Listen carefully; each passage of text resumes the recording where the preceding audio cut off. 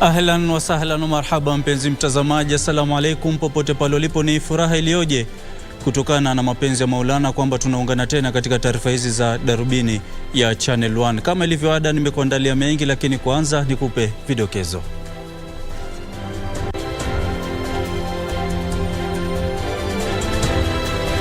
Ufisadi watajwa kuwa kizingiti kikubwa katika utoaji huduma za afya humu nchini. Rais William Ruto apigia upatu kawa endelevu akisema ndiyo suluhisho kwa tatizo la tabianchi. Na wakilishi wadi watishia kulemaza shughuli kwenye mabunge ya kaunti ikiwa serikali itashughulikia matakwa yao.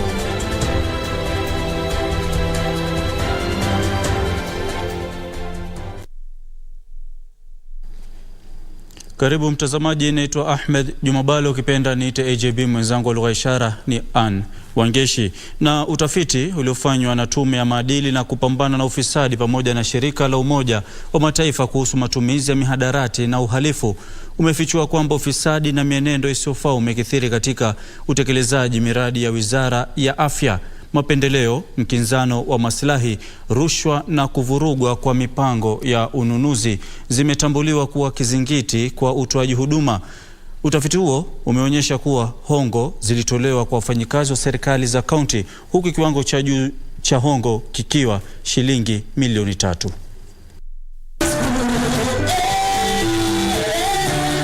Utafiti huu ulifanywa katika hospitali za kitaifa na zile za kaunti katika kaunti 25 zilizochaguliwa. Doctor, please get us an inhaler. I can prescribe you the inhaler and send it to Excise Pharmacy in Hurlingham. All the way to Hurlingham. Wananchi 500 walihusishwa kwenye utafiti huo, ikiwa ni pamoja na wafanyikazi 1280 kutoka idara za afya na fedha za kaunti. Wanakandarasi 150 pia walihusishwa. Watu 56 wanaorodheshwa kuwa miongoni mwa watu walio na habari muhimu pia walihusishwa. Utafiti huu ulionyesha kuwa 86.3% ya wahudumu wa afya na 80.6% ya umma walisema visa vya ulaji rushwa na mienendo isiyofaa vimeenea katika sekta ya afya. Katika miradi ya afya, 64.7% ya umma na 43.5% ya wanakandarasi walikiri kuwa ufisadi na mienendo isiyofaa imekithiri katika sekta hiyo. Then in some project files, the team noted missing documents, especially the approved procurement plan, requisition, advertisement notice, BQs, engineers' estimates, evaluation reports, and even performance bonds. Utafiti huu ulionyesha kuwa kaunti za Meru, Tharaka Nithi na Embu zina miradi nyingi iliyotekelezwa kwa gharama iliyozidi bajeti. Kaunti za Makueni, Kisumu na Migori zilikuwa na viwango vya juu vya kuhusisha umma katika utekelezaji wa miradi ya afya kwa 93.6%, 83.3% na 81.3% mtawalia. Hata hivyo, kaunti za Garissa, Wajir na Nairobi zina viwango vya chini vya kuhusisha umma katika miradi yake. There are people in this country who are hell-bent to enrich themselves on the backs of patient money. Very shameful. On donor money. That you cannot assist yourself, you are assisted. But there are people who have grouped themselves to benefit from these monies. I am not going to allow it to happen. The ESCC is working very hard towards helping the various institutions of government to work on preventive measures against corruption, rather than for us to wait for corruption to happen and then go after the people who have been involved. Kufuatia mabadiliko ya hivi punde katika halmashauri ya usambazaji dawa na vifaa vya matibabu, waziri wa afya ameahidi kutekeleza marekebisho mengine, ikiwa ni pamoja na kuhakikisha usambazaji wa bidhaa za matibabu kwa wakati. The people that I have recommended and we have gazetted as the board members of KEMSA, I did that choice very carefully. That we want to ensure that KEMSA does its job, and just doesn't do it but does it well.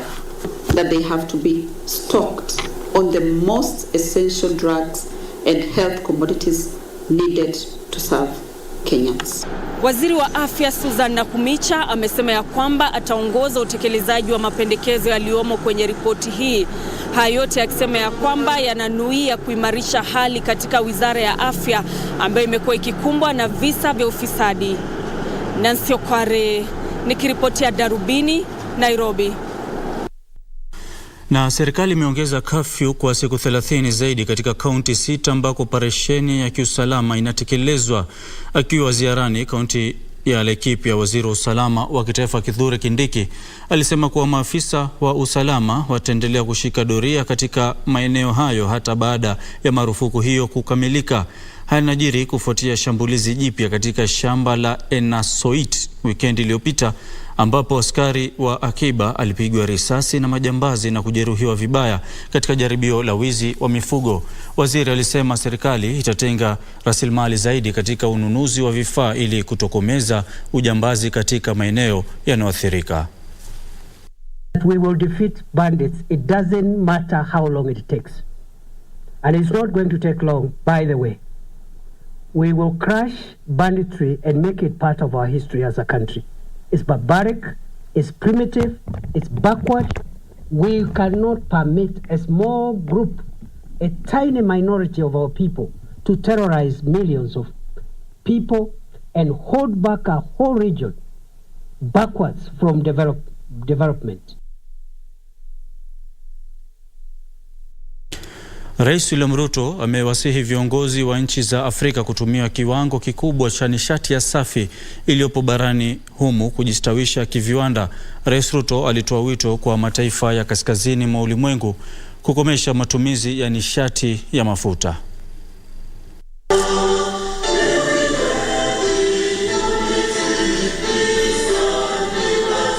Akizungumza leo kwenye mkutano wa bunge la Afrika kuhusu sera na usawa kuhusiana na tatizo la tabia nchi uliofanyika nchini Afrika Kusini, Rais William Ruto akisema Afrika lazima ijiweke kwenye nafasi ya kuwa suluhisho la mabadiliko ya tatizo la tabia nchi.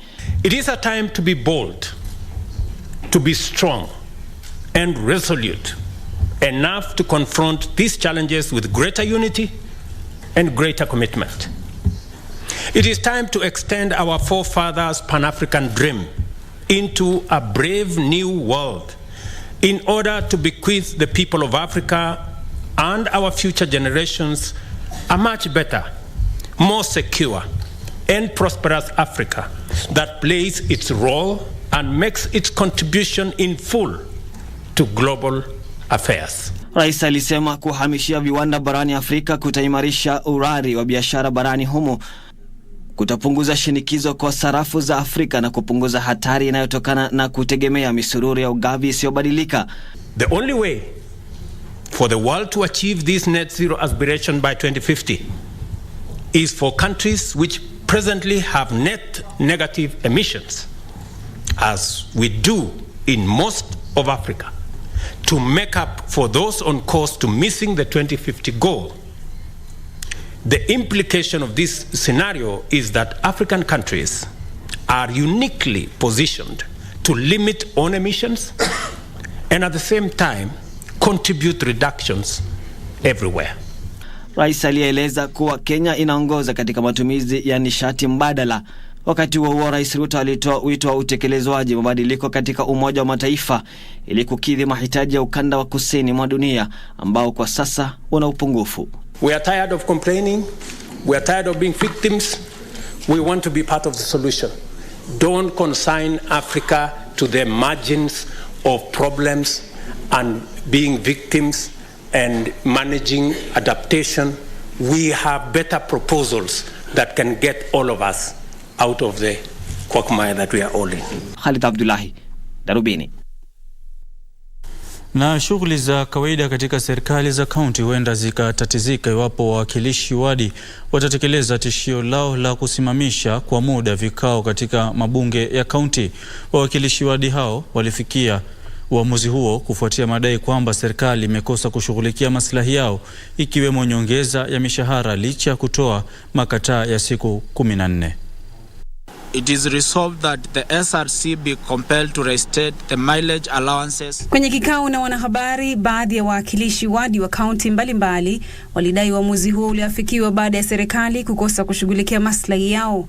We therefore have no other option but to call upon all our members to down their tools across the 47 county assemblies in the next plenary sitting day. When CAF was formed, the MCA's salary was around 200,000. It has been reducing, but funnily, the speaker's salaries have been increasing from 200 to now more than 500,000. Mnamo tarehe 3 mwezi Mei, wakati wa mkutano wao, wawakilishi wadi hao walitoa makataa ya siku 14 kwa serikali ambayo ilikamilika leo. Wawakilishi wadi hao wanataka nyongeza ya mishahara, ulinzi kutoka kwa polisi, ugavi wa fedha za wadi, miongoni mwa matakwa mengine. Lazima tusikizwe. Sisi ndio tunatumika, sisi ndio tuko pale mashinani, sisi ndio tunatumika kupitisha bajeti, sisi ndio tunavet watu, alafu tunafanywa kama ya kwamba si watu. Na kwa hiyo tunasema ya kwamba bunge za plenary zifungwe. Wakiahidi kutolegeza kamba hadi matakwa yao yashughulikiwe, wakilishi wadi hao walisema wajibu wao wa kutathmini shughuli za serikali za kaunti hautaweza kutekelezwa ikiwa watapuuzwa na kudharauliwa. Zainab Said, Darubini. Na mtazamaji, taarifa hiyo kuhusiana na malalamishi ya wawakilishi wadi hao na tukamilishia awamu ya kwanza ya taarifa hizi za Darubini ya Channel 1, na kuomba usende mbali, tarejea na taarifa zaidi.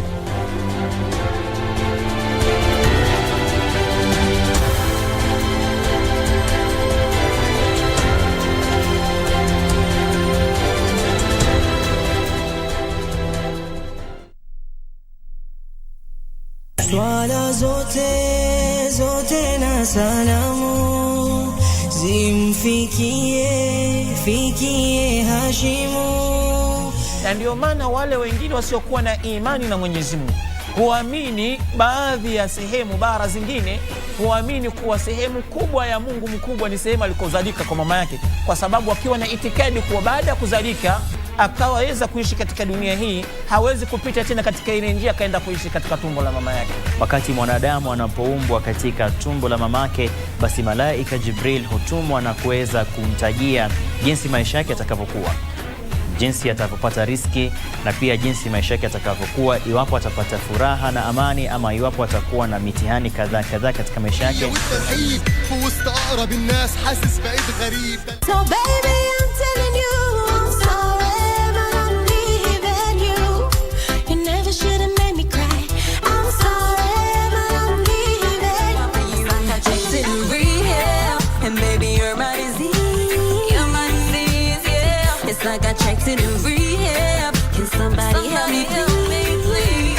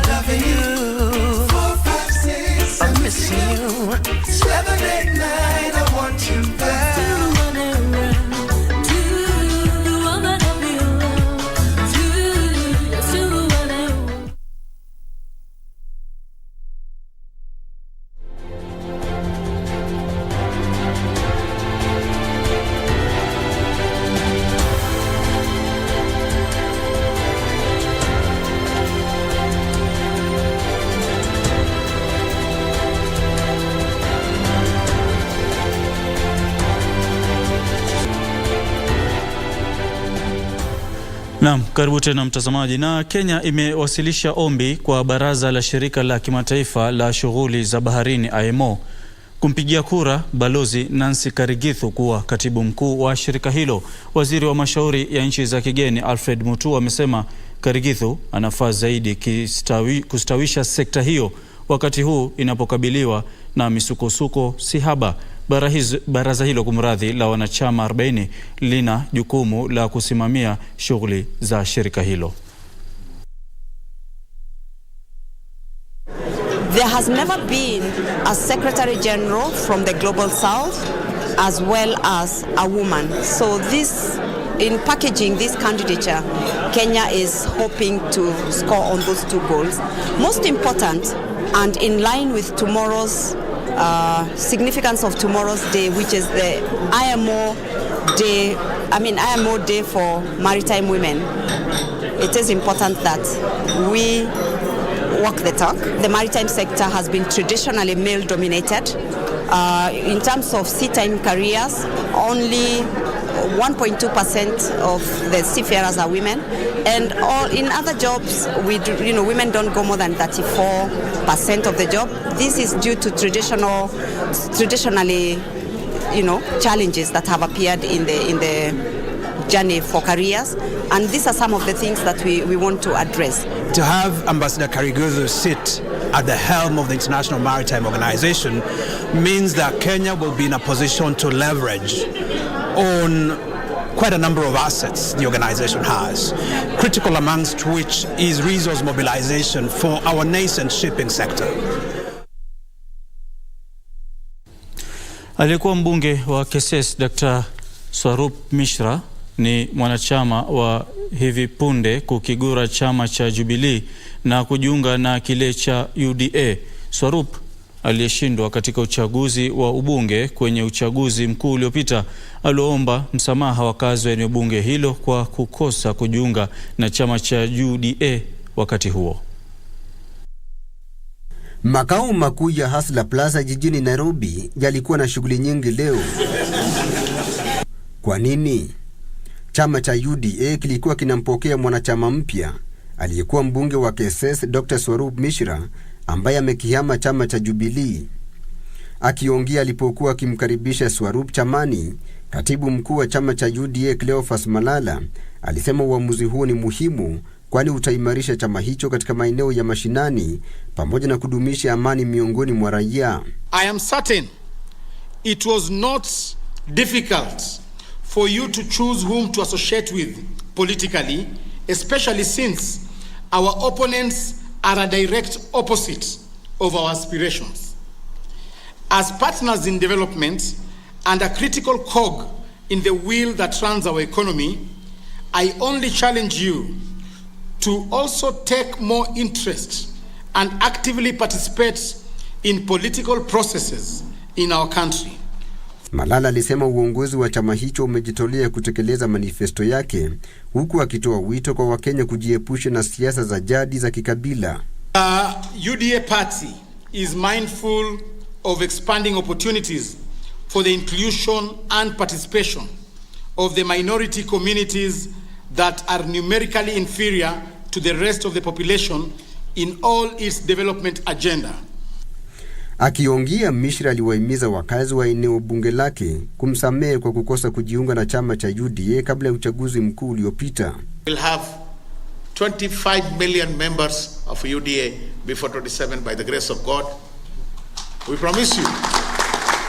We promise you. We all will be not only quantifying but qualifying members of Republic of Kenya, and we will be the major role model for whole Africa. Our dream today, this place of Huda should be a big auditorium to accommodate all African leaders and the political parties to think about our continent.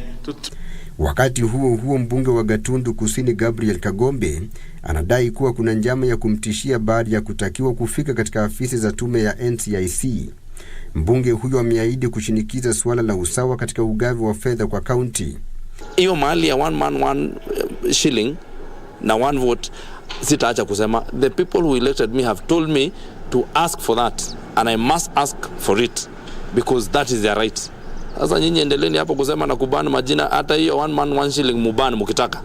Kagombe anatarajiwa kufika katika afisi hizo kesho asubuhi kujibu madai ya uchochezi wakati wa shughuli za utoaji hundi za ufadhili wa masomo katika eneo bunge lake.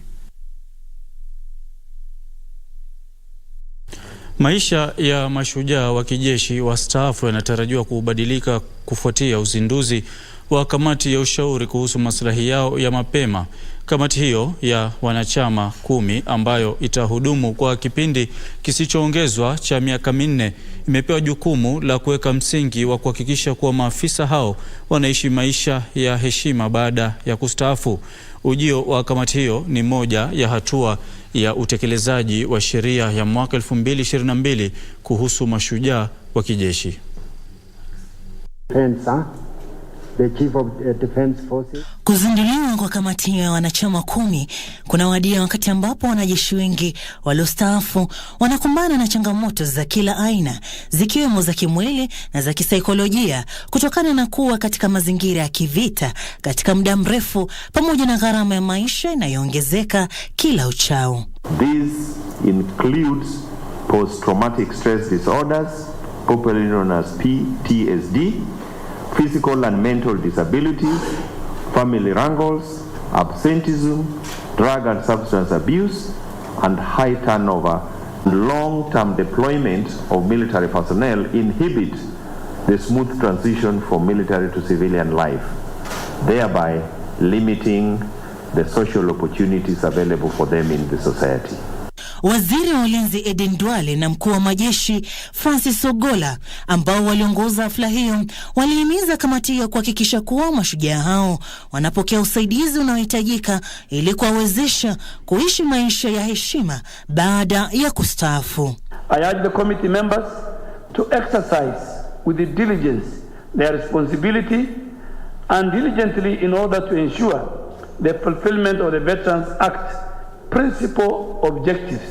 Duale kadhalika aliitaka kamati hiyo kutafakari uwezekano wa kuiga mfano wa serikali.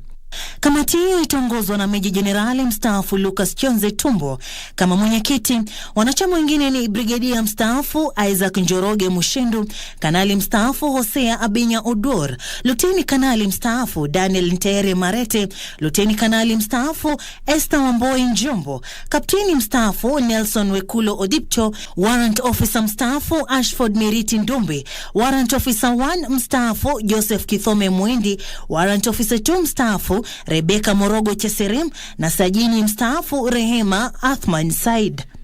Kamati hiyo iliyochapishwa katika gazeti rasmi la serikali tarehe 1 mwezi Aprili imejukumiwa kutafuta changamoto zinazowakabili maafisa wastaafu na kuratibu sera na kanuni za kuwasaidia. Sarafina Robi, Darubini.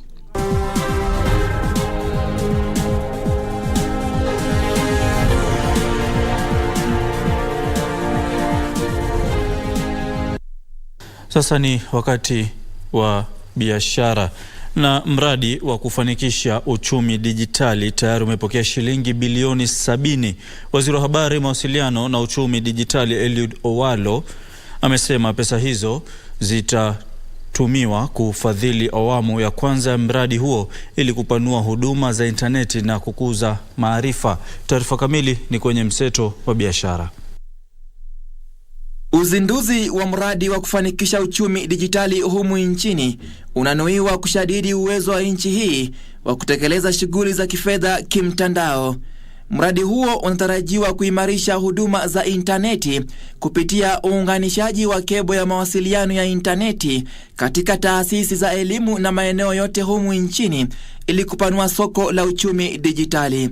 This is an ambitious agenda, ladies and gentlemen, that cannot be left to the government alone. In fact, in our proposition, we advise that government will only be able to attain a threshold of about 52% of all our initiatives across the board within the digital space, and then we leave the remaining 48% to the private sector. Wakati huo huo, kampuni ya maziwa ya Brookside Dairy imeanza kutayarisha maziwa kwa mimea ya vyakula kwa manufaa ya walaji mboga. The expansion of our product portfolio also benefits over 200,000 farmers across East Africa. Kampuni hiyo imezindua maziwa yaliyotayarishwa kutoka maharagwe ya soya na zao la mlozi, yani almond, ili kutimiza mahitaji ya watu wanaojali zaidi afya yao. Organizations have defined affordable as of sort of 2 million shillings northwards and south of 10 million. one of the big issues around that is the financing from a developer's perspective, but also the financing from a potential purchaser's perspective. Hatimaye, benki za humu nchini kwa ushirikiano na watekelezaji miradi ya nyumba imezindua mkakati wa kupunguza gharama ya nyumba za malipo ya rehani, yani mortgage, kuhakikisha Wakenya zaidi wanaishi kwenye makazi bora. Ushirikiano huo pia utaongeza ufadhili wa ujenzi wa nyumba za gharama nafuu.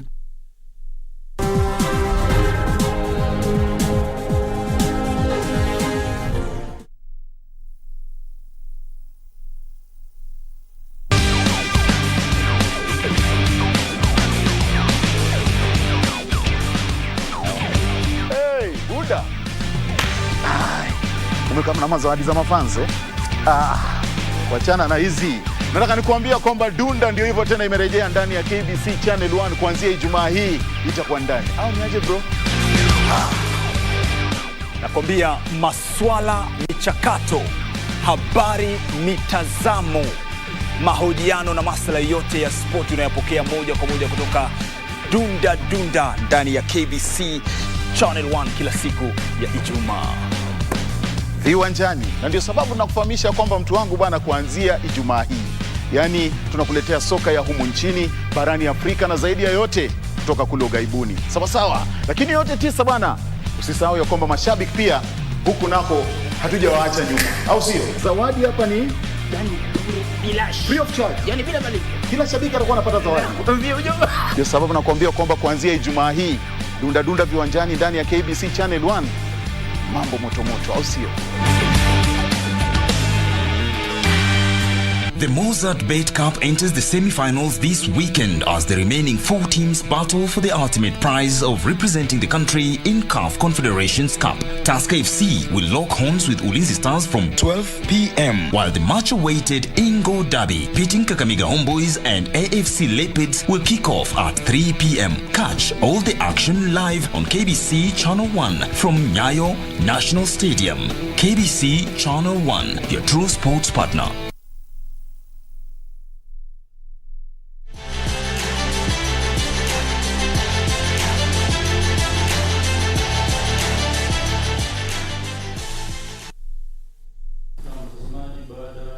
Pata matangazo hayo ya kibiashara na kitambulisho hicho cha michezo. Hivi sasa ni wakati wangu AJB kumpisha KD upande ule wa pili wa studio. Sijui ametuandalia nini leo kwenye michezo. Shasema kweli Bhalo. Tunaanza na taarifa kwamba kule Tunisia timu ya wanaume ya mpira wa wavu ya KPA iliandikisha ushindi wake wa 3 kwenye mashindano yanayoendelea bara Afrika baina ya vilabu baada ya kulemea CNS ya Nigeria seti 3-1 nchini Tunisia na kufuzu kwa robo finali. Kikosi cha kocha Sami Mulinge kilinyakua seti ya kwanza alama 25-18 kisha kupoteza seti ya pili alama 25-17. KPA ilishinda seti ya 3 na ya 4 alama 25-21 na 25-22 mtawalia. CNS ya Nigeria sasa itashiriki mechi za orodheshwaji. KPA ndio wakilishi pekee wa Kenya kwenye mashindano hayo ya bara Afrika. KPA ilimalizia 5 kwenye makala yaliyopita ya mashindano ya bara Afrika mwaka uliopita mjini Kelibia nchini Tunisia.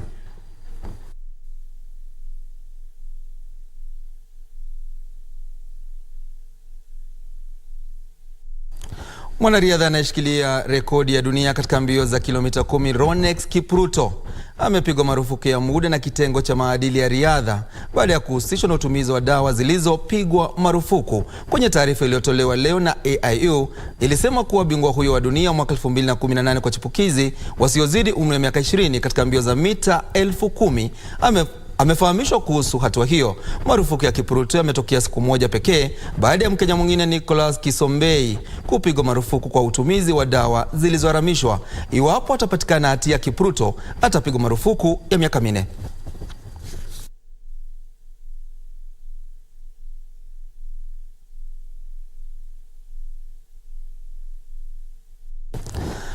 FC Leopards itachuana na Kakamega Homeboys kwenye nusu finali ya kuwania kombe la Mozart Bet Jumamosi katika uwanja wa taifa wa Nyayo. Kwenye nusu finali nyingine Tusker FC itakabiliana na Ulinzi Stars. Mechi hizo zitaonyeshwa moja kwa moja kwenye runinga ya KBC Channel 1. Mechi Mechi hiyo kwa jina The Ingo Derby inatarajiwa kuwa na ukinzani mkali. Timu zote mbili zinawania taji hiyo ili kuwakilisha Kenya kwenye kombe la mashirika barani Afrika. Kocha wa AFC Leopards Patrick Ausems amedokeza umuhimu wa mechi hiyo kwani itawapa fursa ya kushiriki kinyang'anyiro cha kombe la shirikisho barani Afrika. Now 3 weeks that we are preparing for this semi-final, even against Zoya, against Ulinzi, it was to I will say to focus all the players on this semi-final. You know, this semi-final, can you give the chance and the opportunity to go in final, and it's the shortest way to play continental, you know. So that's why for the league we cannot accept anything anymore. Huku akifahamu umuhimu wa mechi hiyo na ukinzani wanaotarajia dhidi ya AFC Leopards, kocha wa Kakamega Homeboys Patrick Odhiambo amesisitiza kuwa kikosi chake kina uwezo wa kuandikisha matokeo bora. Nadhani tunazidi kujiandaa vizuri, tunajizidi kuangalia zile areas ambapo tumekuwa na upungufu kidogo. Ukiangalia mechi mbili zilizopita tumefungwa, so we are just trying to work around hizo nini areas ili tuweze kupata positive results. Kwenye nusu finali nyingine, Tusker FC itakabiliana na Ulinzi Stars. Mechi hizi zitaonyeshwa moja kwa moja kwenye runinga ya KBC Channel 1. Selo Onyango, Darubini Michezo. Timu ya Inter Milan ilifuzu kwa fainali ya michuano ya kuwania taji ya klabu bingwa barani Ulaya kwa mara ya kwanza katika kipindi cha miaka 13 baada ya kuilaza AC Milan bao 1-0 kwenye mechi ya marudiano ya nusu fainali. Kwingine kwa klabu cha Manchester City kitachuana mabingwa tetezi Real Madrid ugani Etihad usiku huu kwenye mechi ya mkondo wa pili wa nusu fainali baada ya sare ya bao 1-1 kwenye mechi ya mkondo wa kwanza. Damian, this is the moment for Milan. Leao, well, City itawaalika Real Madrid ugani Etihad usiku huu kwenye mechi ya mkondo wa pili wa nusu fainali ya michuano hiyo baada ya sare ya bao 1-1 wiki iliyopita. Tazamaji, kwa mashabiki wa City, leo uwanja ni Etihad, Real Madrid dhidi ya City. Nusu fainali ya pili ya ligi ya mabingwa barani Ulaya. Matokeo bila shaka utayapata hapo kesho. Kama kawaida, KD na mpisha Bhalo akamilisha shughuli. Bye bye. Naam, shukran sana KD kwa taarifa hizo za michezo, na bila shaka ni mechi inasubiriwa kwa hamu kubwa sana. Manchester City wakiwa wenyeji wa Real Madrid, na kumbuka ni ndoto ya Manchester City hususan kocha wao Pep Guardiola kunyakua taji la ubingwa barani Ulaya, yani Champions League. Manake vikombe vyote tayari ashashinda isipokuwa hicho. Je, ataweza kumchapa Real Madrid hii leo? Na mtazamaji, kufikia hapo sina la ziada, na ndio natamatisha taarifa hizi za Darubini ya Channel 1. Inshallah Mungu akipenda basi tukutane hapo kesho. Naitwa Ahmed Juma Bhalo, kiniita AJB pia nitaitikia. Mwenzangu lugha ishara ni Anwangeshi. Assalamu alaikum.